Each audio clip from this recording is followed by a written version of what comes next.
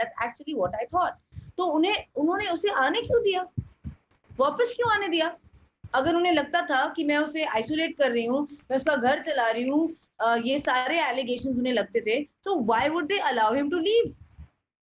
Okay, one person whose reference is coming in the case again and again is film director Mahesh Bhatt. This WhatsApp exchange took place on 8th between Bhatt Saab and you. You are saying he unclipped your wings. Why did you reach out to Mahesh Bhatt? And why does this chat give an impression कि उनको आपकी जिंदगी में जो भी हो रहा था सब पता था? और ये 8 तारीख को कॉन्वर्सेशन क्यों हुई? भट्ट साहब is like a father figure to me. I know ज्यादातर लोग इस बात को नहीं जानते हैं, नहीं मानते हैं, लेकिन चैट्स में साफ साफ लिखा है कि वो मुझे चाइल्ड बुलाते हैं। वो he saying give my love to your father, आपके पिताजी को मेरा रिगार्ड्स दीजिए।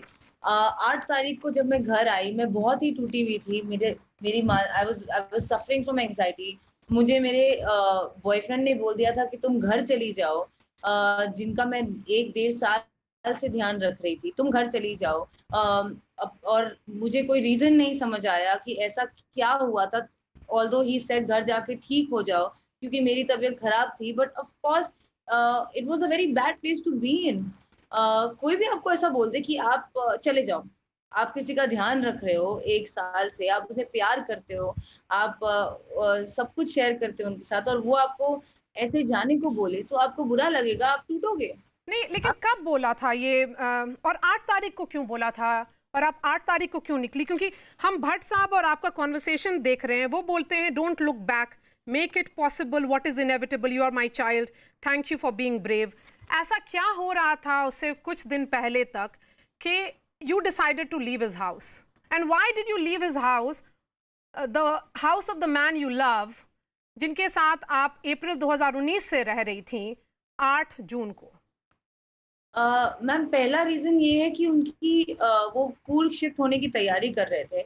और ये अक्सर होता था, जैन में भी वो पावना शिफ्ट होने की तैयारी कर रहे थे।